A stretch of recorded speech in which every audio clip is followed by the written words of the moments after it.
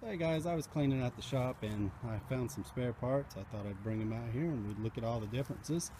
In the first row here, I have parts from an automatic car. In the middle aisle, I have parts from a manual transmission in a car. And the third aisle is from a turbo. So I thought we'd start down here with the automatic transmission intake. And straight away you can tell that there is a bigger spring on top here, and it adds a little bit more tension to the cam. And you can also see that the cut here is a little different than it is on manual transmission cars, and the reason for these changes are because the cable comes from the accelerator here and runs around and then goes all the way back for the kick down on the transmission. So it's just this one really long cable that runs around and runs all the way back to the trans, and I just thought that was pretty interesting. And since both of these intakes here are from 87 models, there aren't really any differences other than the cam here. So here we have a bell housing from an automatic car, and you can see that the manual transmission cars don't even have this bolt tapped here, and this is for the lines that run from the transmission to the radiator in the front. And you can see that the holes are here for the slave cylinder, but they aren't tapped. And if you flip it over, there are no bolts or even holes for the bolts that go to the guide tube there. You will see on a manual transmission car. There are 3 bolts there, and the throwout bearing slides down that guide tube there. And the automatic cars don't even have provisions for it. So just some interesting differences. And here is the rubber damper that you'll find on automatic cars. And this bolts to a flywheel, but the flywheel's still on the car. And just like the clutches, these have little safety tabs, so if this rubber damper does break, you can drive a little while on these tabs that kind of catch on the flywheel. And there you go. That's the automatic damper there. So here is the intake for a naturally aspirated manual transmission car, and you've probably seen one of these before if you've hung around 944s long enough. And the earlier cars had some vacuum ports in some different places, but overall these remain pretty much the same. The 88 models had a sensor here, and aside from some minor detail changes, they remain mostly the same over the years. And the same goes with the bell housings. There were some differences between the years, but overall they were pretty much the same.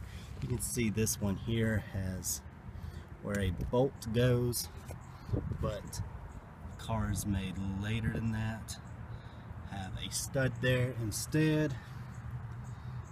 But aside from those small little details, these remain virtually unchanged.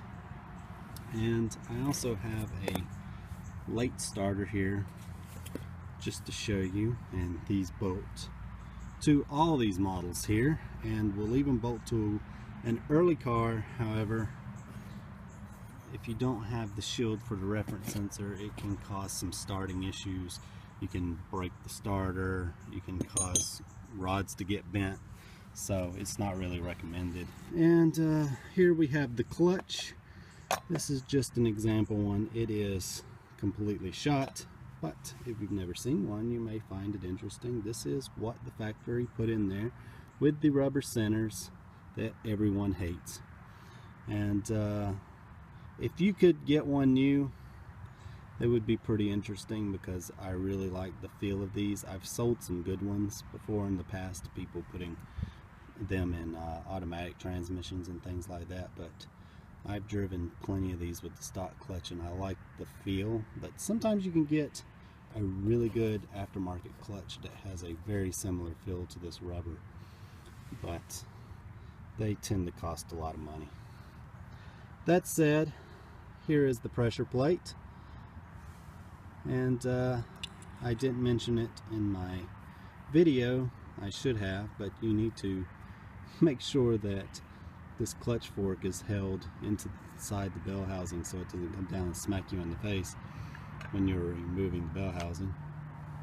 And this one is the clutch fork for the naturally aspirated car. You can see how it gets completely around it, and if I'm not mistaken, some of these have 931 or 924 turbo part numbers on them. You can see that the throwout bearing on the turbo is larger and it won't go around it. So even though these are the same, I believe that the factory machined these to go a little bit wider on the turbo, because the part numbers that I have seem to be the same between NA and turbo, so I'm guessing they just machined. So that brings us to the turbo intake, and hey, all of these are from 87 models. I find that pretty interesting. And this is just your run-of-the-mill average 951 intake. The Turbo S models had 2 of these vacuum ports here, and the regular ones did not, but relatively unchanged other than that. And here is a turbo bell housing, and I've had this discussion with other people before. I don't know what numbers are turbo or what, because I told a guy to get a 4R bell housing, and he found the 4R on his naturally aspirated car, and I had a 6R from a naturally aspirated car that would not fit on a turbo, but I had a 6R that was on a turbo. So I can't explain it, and I'm not going to attempt to, and that's why I'm not going to mention it, because the turbo bell housings are different. They are bigger. What numbers they are, I couldn't tell you. There are some differences, like this bolt hole is about 1 millimeter further down than it is on the naturally aspirated cars, and the naturally aspirated cars will not fit over the larger pressure plate that's on a turbo. So this is overall maybe 1 millimeter larger inside, at least, and then these holes here for the starter are tapped maybe 1 millimeter down. Outside of that, I've never been able to measure any difference at all, and like I mentioned, some part numbers work, and it's, you'll get another bell housing with the same exact part number and it won't work. So I've heard people say that it was machining, but I've never found any evidence of that. It seems to be a completely different cast part that's a little bit larger inside, and even has the starter just about 1 millimeter down. This whole thing seems to be about 1 millimeter different. I mean, just very slight.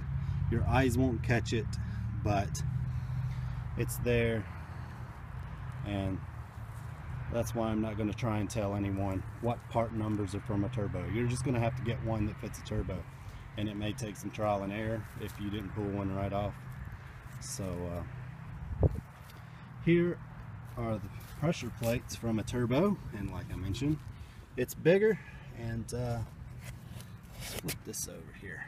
You can also see that the drive straps here are far thicker on the turbo models than they are on the NA models. So this has quite a bit more clamping force, as it should. Also showed you that the throwout bearing is larger.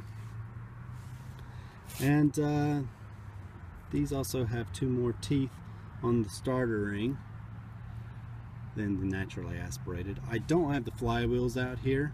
I don't have the starter ring. I had to use it on the pressure plate that I put in my turbo. So I don't have that here. And I don't have the flywheel, but the flywheels are the same exact size. They're just a little bit different. I will put a picture up here, and you can see that the flywheels are the same size. So here's an example of a turbo clutch disc, and I goofed in my last video. I meant to point out that the turbo pressure plate bolts are 8mm triple squares. However, that shouldn't be an issue since that's the same size used to remove the axles, but I did want to point that out, and I could kick myself for not doing it. And anyway guys, I think that's going to do it for me today, and I hope you enjoyed it, and we'll see you next time.